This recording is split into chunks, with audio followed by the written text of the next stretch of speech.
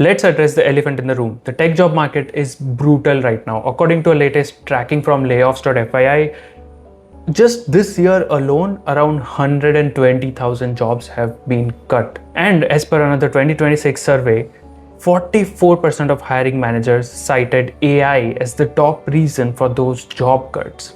Now, you might have seen this chart that job openings have lowered ever since ChatGPT was released, but the thing is, it has really never recovered from that point on.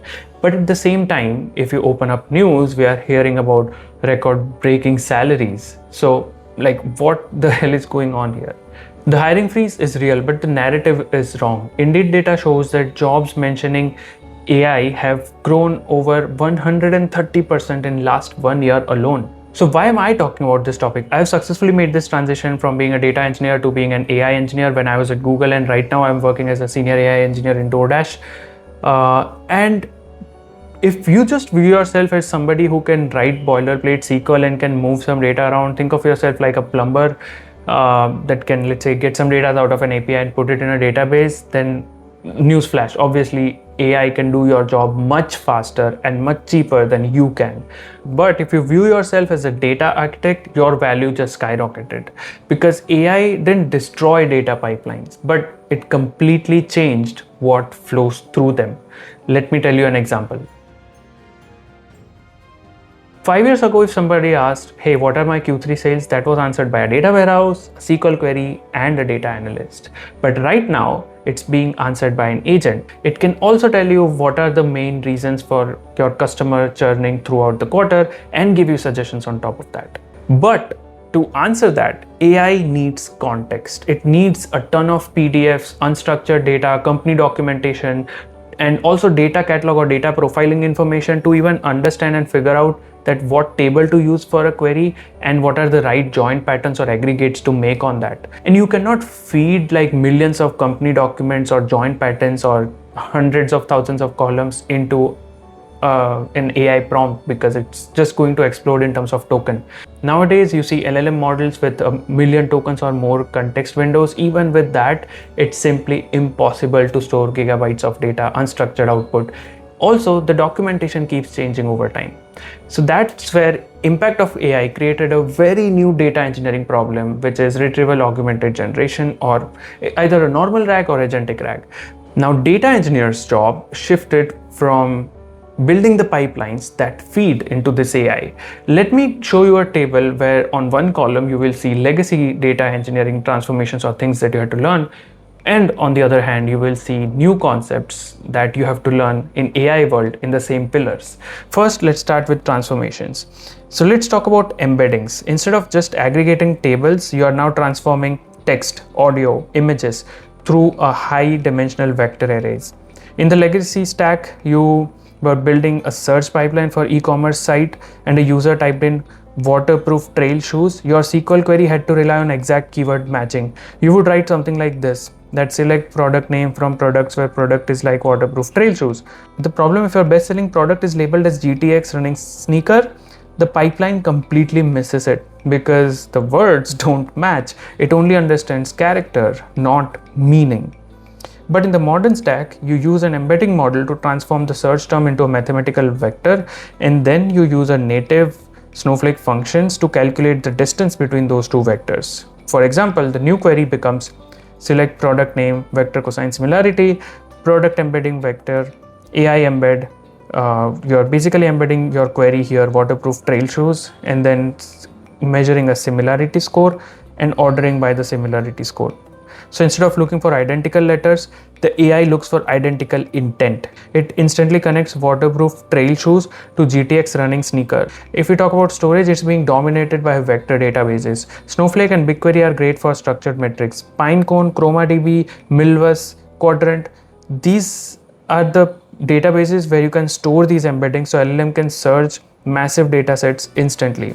For orchestration, you would use something like LangChain or LangGraph. Instead of building a rigid DAG that runs at 2 a.m., you're basically building stateful cyclic graphs where AI agents dynamically decide which data tool to trigger based on the user input. And finally, for data quality, you have structured outputs or Pydantic schemas, because the LLMs have to return strict validated JSON schemas before that data hits your production pipeline. Otherwise, everything can fail. So how do you learn all of these things without drowning into a million different repos? There's a clear 2-step path that I can recommend. Before you build data pipelines that feed into LLMs, you need to understand how an LLM even eats. Tokens, context windows, structured outputs, embeddings, RAG, all of these are really important concepts. You would need to build data pipelines that connect LLMs with your company's data or with your project data. And this is why I've partnered with our sponsor DataCamp in this video. Their Associate AI Engineer Developers track is the most direct path I've found on the skills that we just broke down. It assumes that you already know how to code, jump straight into AI tooling that's getting layered into modern data engineering. It covers pretty much what we mapped with upgraded data stack: generating embeddings, building retrieval systems with Pinecone, constructing real RAG pipelines with LangChain, and forcing LLMs to return structured outputs with Agentic. So this isn't theory, this is literal stack that we just walked through. The reason I'm recommending this over some YouTube playlist or any other free resources out there is because it basically forces you to actively learn instead of just passively watching videos. When you actually do hands-on, you retain 80 to 90% of knowledge in your brain easily. And DataCamp is built around that concept. So every exercise that you do, every concept that you learn, you are basically coding in Python after 10 seconds in a web browser. And trust me, that is a much faster way to build knowledge. I've personally been using DataCamp a lot for upskilling myself, and I have seen this course, evaluated it really thoroughly. The way it teaches embeddings and retrieval pipelines and LLMs is pretty much similar to what I do at DoorDash day to day. At the end, you also have like an AI engineer certification that you can opt for, which gives you a verified credential and proves that you can do your work. You can add it in your resume as well. If you want a quick supplementary 1-hour primer on what LLMs are at a fundamental level, I would recommend ChatGPT Prompt Engineering for Developers course. It is on deeplearning.ai and it's a good resource to get started with as well. But DataCamp is the core curriculum. The link is in the description. Let's talk about step 2. I get this question a lot that, hey, what's the difference between LangChain and LangGraph? LangChain is like a static workflow. It's more linear in nature. Yes, it might have branches, but it doesn't loop. For example, an agent might take user input, call a tool, and then process its output and showcase it to user. LangGraph is like a cyclic graph similar to Airflow DAGs, but each step contains either a detailed tool call or essentially a state that it can retain or revisit anytime it needs. Let me give you an example. If I'm an Amazon merchant and if I ask an AI agent built on LangChain that, hey, what were my iPhone sales last quarter? It would run a SQL query and then give you an output. But if it runs into an issue that, let's say, it filtered on I-phone instead of I-phone in the product query, in the product column, then it will just say, hey, I don't know, I got 0 results and this is the query I ran. Versus in LangGraph, the agent would know that, hey, I tried this query, it gave me 0 results. Let me do one thing. Let me try to list all the distinct columns where the brand name is Apple.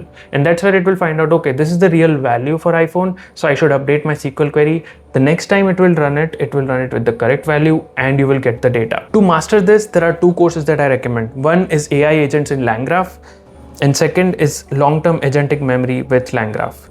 Both of these courses are on deeplearning.ai. They're completely free and it's also taken by the person who built this framework from ground up. So it's a very good resource. It also contains a lot of hands-on. If you want to see how to build this in the wild, let's say if you're looking to build a project, just go to LangGraph documentation and go to the Learn tab. They have fully built end-to-end Python notebook showing exactly how to orchestrate a vector database, an embedding model, and an AI agent. I'll link all of these things below. The data engineers who are losing their jobs in 2026, they are the ones trying to fight with AI. They're trying to make themselves so good that, oh, I can write faster code compared to AI, and see, that's why I'm so irreplaceable. Guess what? You're not. The person who is irreplaceable is actually leveraging AI to write all the boilerplate stuff so that they can tackle more complex challenges and build these AI agents or AI workflows that we just talked about. Your tech stack is kind of like your insurance policy. So here is a challenge for your next project. 200 company or open source PDFs, write a script to chunk the text, turn them into embeddings, and load them into a local vector database like Chroma or Quadrant. Then use LangGraph to build a simple agent that can answer questions based on those PDFs. And with this, now you have built a very simple AI data pipeline. And to get more inspiration on such LLM projects, check out this repository. The one that I said, it's like just scratching the surface. There are so many things, interesting things that you can do. This repository has a lot of these AI projects that you can take up as a data engineer. Let's talk about which topic do you want me to cover in the next video. And thank you for watching this. Don't forget to leave a like and subscribe to the channel. Do share this video with anybody who will find this useful in learning AI. And that's it from my side. See you next time.